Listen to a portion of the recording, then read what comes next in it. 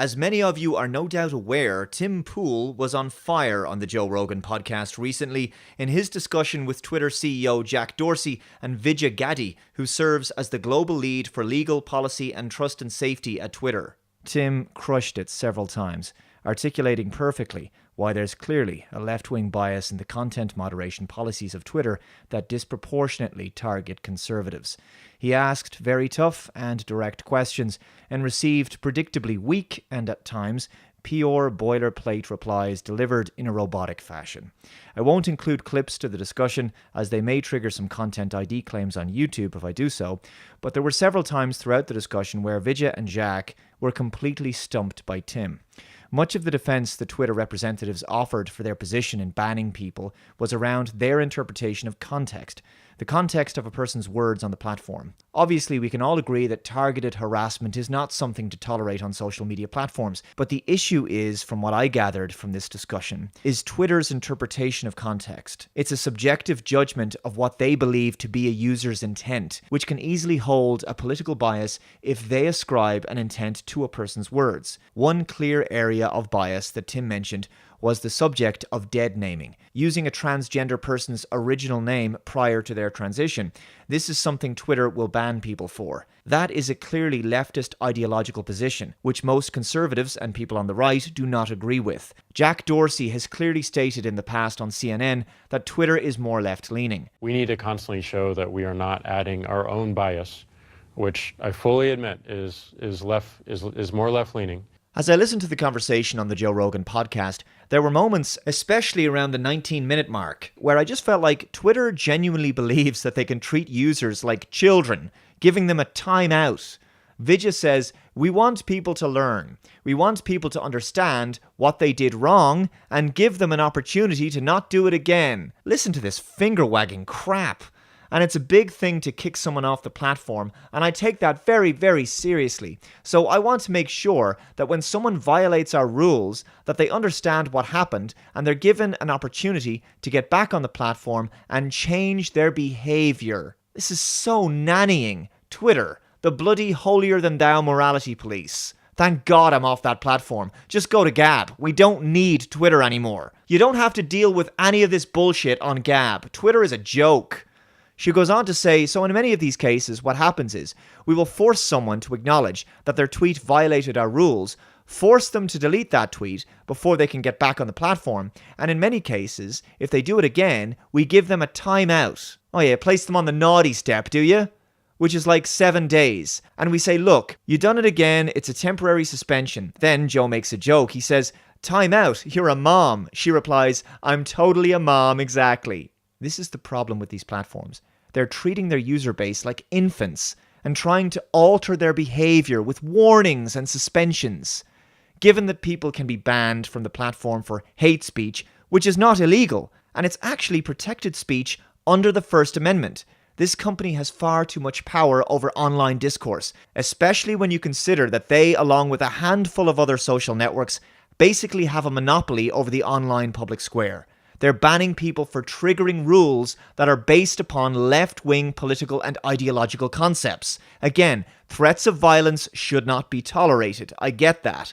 But credible threats of violence are already dealt with under the law. What I'm talking about is all the other ridiculous reasons that people get suspended or banned from Twitter. I believe history will record that companies like Twitter were examples of how naive attempts to moderate and morally police the speech of millions of users online cannot work. At around the 28-minute mark, Tim makes it clear that Twitter is a biased platform in favor of the left, period.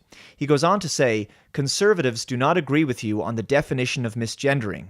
If you have a rule in place that specifically adheres to the left ideology, you by default are enforcing rules from a biased perspective. This is exactly correct, and it's an issue across the board on all of the terms of service and community guidelines of the big Silicon Valley social networks. And I emphasize Silicon Valley because these companies, and in many cases the people who work for those companies, are often a product of their environment.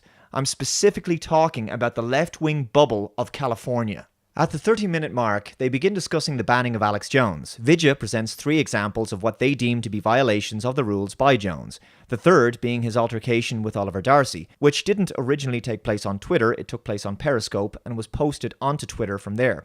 Anyway, at around 36 minutes, Tim says, "But ultimately your judgment is the context. You say we have to pay attention to the context. We're just trusting that you made the right decision."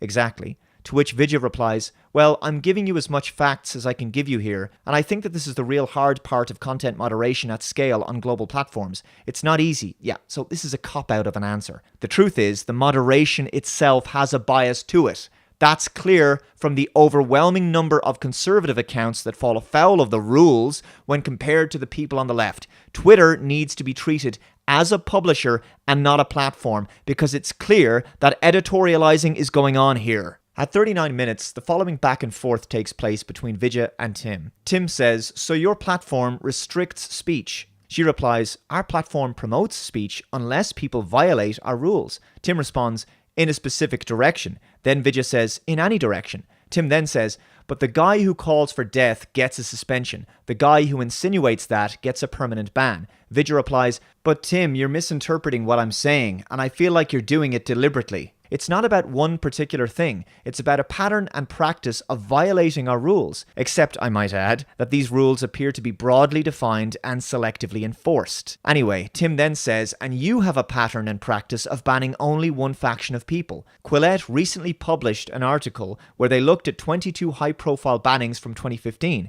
and found 21 of them were only on one side of the cultural debate. She then says, "But I don't look at the political spectrum of people when I'm looking at their tweets." And I think she may very well be telling the truth here. She may very well believe that. The issue is, of course, if the rules are weighted in favor of a particular political leaning and way of thinking, then users who don't share that leaning will obviously run afoul of the rules. Plain and simple. The rules have a bias built in by default. Around the 1 hour 6 minute mark, Tim begins to describe the power and influence that Twitter as a platform can have. He says, "You've now got a platform that is so powerful in our American discourse that foreign governments are using it as a weapon against us, and you've taken a stance against the laws of the United States. I don't mean against like you're breaking the law. I mean you have rules that go beyond the scope of the US that will restrict American citizens from being able to participate. Meanwhile, foreign actors are free to do so long as they play by your rules. So our elections are being threatened by the fact that if there's an American citizen who says, 'I do not believe in your misgendering policy,' and you ban them, that person has been removed from public discourse on Twitter." He then goes on to say, "At a certain level, there are going to be American citizens who have been removed from this public discourse, which has become so absurdly powerful, foreign governments weaponize it because you have different rules than the American country has." This is an excellent point. Twitter's hate speech policies and TOS are basically capable of undermining the First Amendment rights of American citizens while permitting foreign actors to engage in their own nefarious activities on the platform. I mean, what is the point of having an online public square if it doesn't protect and prioritize the local national laws and rights of its people? Specifically, the most important right of all, the right to freedom of speech. The President of the United States' biggest platform is his Twitter account. What he tweets can be extremely important and should be accessible to every American citizen because it actually has been deemed by a federal judge in New York to be a public forum. Trump tweets from the White House about important news, developments, and announcements regarding America that have major bearing on the direction of the country and indeed the world, for better or worse. And I'm by no means suggesting that the situation we have is ideal here, but the online world is the new public square, and all voices matter in a democracy. All US citizens participating in that democracy must be permitted to enter that public square. Hate speech policies are not recognized by US laws, and yet the public square of Twitter has rules that seem to supersede those laws and allow them to ban people who haven't broken the law. The discussion is over 3 hours long, so I'll leave it linked below in the description box. What I will say is that I do appreciate Jack and Vidya agreeing to have a civilized discussion with Tim and Joe. They didn't have to do this, and it's actually not something I would expect to see from Mark Zuckerberg from Facebook. but I don't think there's any way that Twitter can be saved at this point. The reality is we have Gab and Gab to center, we have Minds instead of Facebook, we have BitChute to one day replace YouTube. What I would have liked to ask them is simple. I left Twitter voluntarily. Give me a reason to return. Why should I go back to Twitter? What does Twitter have that Gab doesn't have?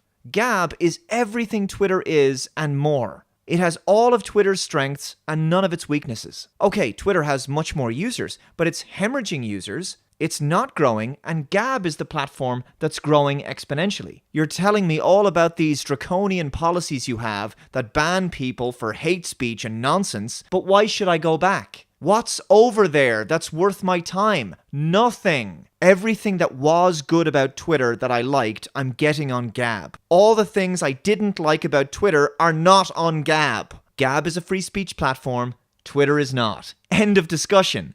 Gab wins every time, and so does Minds.com. As a Facebook alternative where I can also store my videos, Minds is fantastic. By the way, you can expect some exclusive BitChute content from me very soon, so be sure to subscribe to me over on BitChute. Well done to Tim Pool on this one, he did a very good job. Alt tech is the solution. Twitter doesn't realize that it will one day become the new MySpace. Thanks very much for watching, and I'll see you next time. Bye bye.